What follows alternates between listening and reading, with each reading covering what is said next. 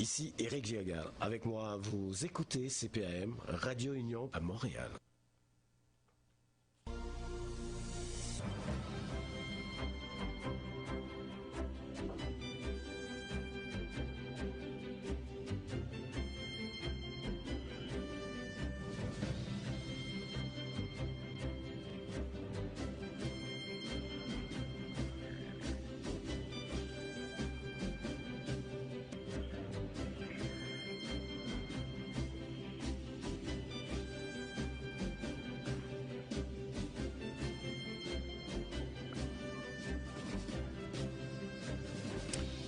Exactement 17h03 avec nous en ligne France-Isabelle Langlois, elle est directrice générale d'Amnesty International Canada francophone.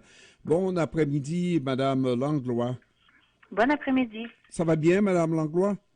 Ça va et vous? Oui, moi ça va toujours bien, même quand ça va mal, Madame Langlois.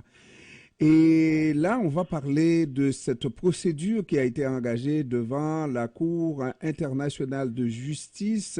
C'est donc une requête qui a été déposée par l'Afrique du Sud qui parle du fait que les droits du peuple palestinien ont été bafoués par ce qui s'y passe, ce qui se passe dans la bande de Gaza. Comment vous suivez tout ça, Amnesty International? On suit ça avec beaucoup d'attention. D'abord, on suit le conflit israélo-palestinien depuis le 7 octobre de façon quotidienne et intensive. C'était déjà un dossier très important. On avait émis un rapport très important un an plus tôt, en fait, 18 mois plus tôt, où on affirmait, Amnesty International affirmait que le système était un système d'apartheid qu'Israël imposait aux Palestiniens et aux Palestiniennes, à la fois dans les territoires occupés et à la fois à l'intérieur d'Israël. On suit ça avec beaucoup d'angoisse et d'anxiété parce que comme tout le monde, on voit ce qui se passe. On a aussi des informations, des nouvelles et des images qui nous parviennent de l'intérieur. Et la situation, elle est extrêmement alarmante. On condamne depuis plusieurs semaines beaucoup des agissements d'Israël qui a effectivement le droit d'exister en tant qu'État et qui a également le droit de se défendre. Mais maintenant, ce qui se passe à l'intérieur de Gaza, il y a aussi des exactions en Cisjordanie, mais si on parle que de Gaza, c'est vraiment une population qui est prise au piège, oui, et des bombardements incessants, et on voit le nombre de personnes, le nombre de victimes civiles qui grossit de plus en plus, et il n'y a pas d'échappatoire. Et les arguments qui sont avancés par l'État d'Israël tiennent de moins en moins la route en termes de droit international et c'est extrêmement préoccupant.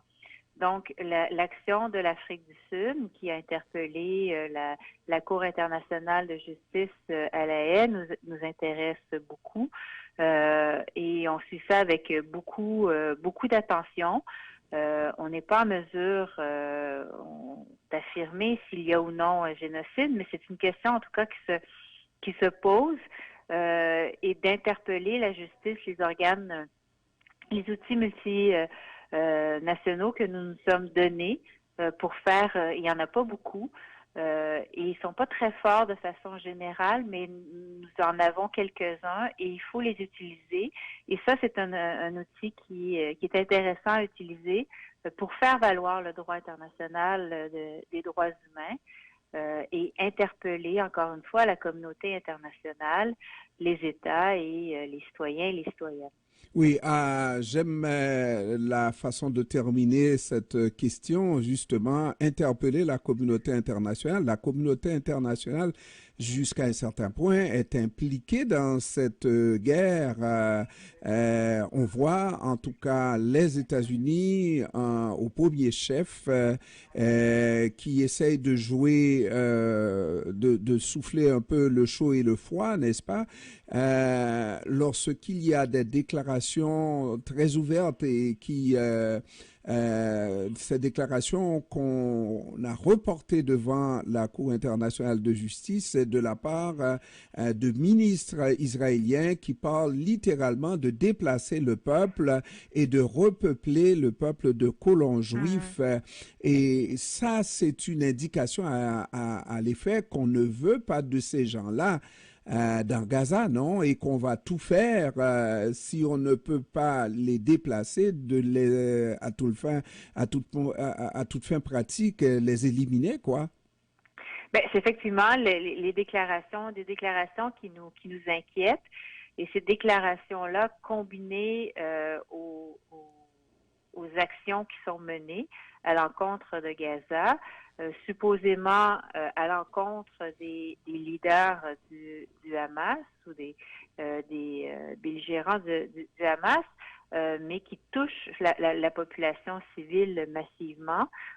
Tout ça mis ensemble, ça fait un amalgame qui est fort préoccupant et qui font en sorte qu'effectivement on se pose des questions sur les intentions et parce que il suffit pas. En droit international, par exemple, pour le génocide, il ne suffit pas de constater, évidemment, on va constater après coup, heureusement, que une forte proportion d'une population, d'une communauté ethnique, par exemple, aura été décimée, mais il faut aussi prouver l'intention. Et ce genre de déclaration, c'est ce genre de déclaration-là qui, en ce moment, nous amène à se poser des questions sur les intentions de l'État israélien, des leaders israéliens. Donc, est-ce qu'il n'y a pas effectivement une intention qui va beaucoup plus loin que d'éliminer le Hamas, qui est une menace pour la sécurité d'Israël et de ses citoyens et citoyennes, mais est-ce qu'on ne va pas bien au-delà de ça? Et c'est effectivement très, très préoccupant et il faut se préoccuper. Vous avez raison de dire que la communauté internationale est très impliquée. On voit l'ensemble des États, y compris le Canada, est interpellé à tous les jours. Les États doivent se positionner en faveur contre des résolutions des Nations Unies, l'envoi ou non d'armes, l'appui ou non à Israël, dans quelle proportion, etc. On a vu aujourd'hui que le Canada a participé aux attaques contre les Houthis au Yémen, qui sont en appui à la population, ou en tout cas qui disent être en appui à la cause palestinienne. Ce qui n'est pas certain que ça sert tellement, là, effectivement, les agissements des Houthis à l'égard de la cause palestinienne. Mais en fait, tout le monde se positionne, tous les États se positionnent d'une façon ou d'une autre, et il y a des jeux de coulisses et de pouvoir et de relations qui sont dangereux aussi. On appelle les États, notamment les États démocratiques, des États comme le Canada, à revenir à ce qu'est le droit international et à se positionner en fonction du droit international et non pas en fonction de préférences ou d'amis, etc. Et par rapport au travail qu'un organisme comme Amnesty International fait sur le terrain, qui consiste à aider ces personnes démunies-là, lorsque, par exemple, les États-Unis particulièrement soufflent du chaud et du froid, demandent plus d'aide pour les Gazaouis et parallèlement fournit des armes qui détruisent les installations à Gaza, qui mettent en danger la vie des Gazaouis. Alors on se demande à quoi ça sert l'aide apportée à ces populations démunies si d'un autre côté on fournit des armes pour terroriser cette population-là.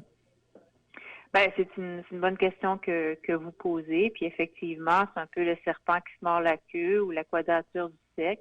Et puis si de bombarder, si de mener des guerres, c'était une solution durable, on le saurait depuis longtemps. Et donc, pour le rappeler, Gaza, c'est un territoire qui est à peine de la grandeur de Montréal, des arrondissements de Montréal, donc c'est très petit, c'est une population c'est très populeux à l'intérieur d'un tout petit territoire qui est complètement enclavé, complètement fermé. Il n'y a pas d'issue. La situation était déjà catastrophique avant.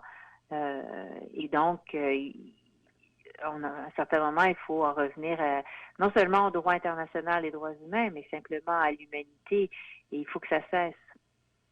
Est-ce qu'on a l'impression, effectivement, avec cette démarche devant la Cour internationale de justice à La Haye, que Israël va prendre la démarche très au sérieux et que ça peut amener justement à un cessez-le-feu? Disons que c'est une pierre de plus, c'est l'ensemble des actions et c'est surtout plus il y aura d'États, plus tous les États parleront d'une même voix dans la même direction jusqu'aux États-Unis. C'est ce qui va finir par faire pression. Donc, il ne faut pas penser qu'Israël prend ça à la légère.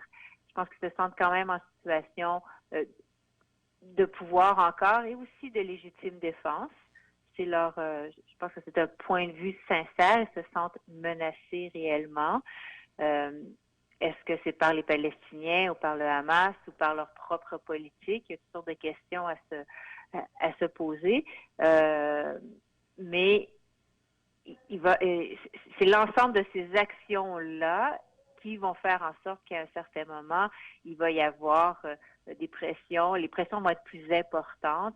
Et ça va créer des pressions à l'intérieur de l'État d'Israël, les citoyens, les citoyennes qui sont de plus en plus aussi, qui contestent de plus en plus, notamment Netanyahou, et qui, à un certain moment, vont de plus en plus voir, il y en a beaucoup d'ailleurs à ce moment, qui voient bien que c'est pas la solution. Ce qui se passe en ce moment, c'est pas ça la solution, c'est pas ça qui va amener la paix en Israël et qui va davantage sécuriser, bien au contraire, la population. Madame Donc, Langlois, c'est l'ensemble de tout ça qui va faire en sorte que, mais il ne faut pas penser qu'Israël prend ça à la légère, même s'ils sont très en opposition, ils sont très pas d'accord, ils l'expriment, mais ils ne prennent pas ça à la légère, certainement. Dernière question. On a vu sur la scène internationale, particulièrement aux États-Unis, plusieurs recteurs, en tout cas rectrices, perdre leur poste de recteur, rectrice d'université, n'est-ce pas?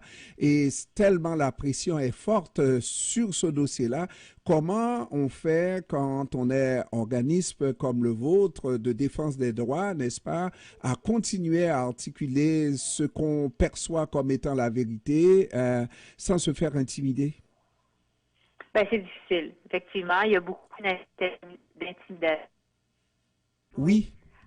Pour répondre à cette dernière question, oui. Oui. Donc voilà, c'est difficile.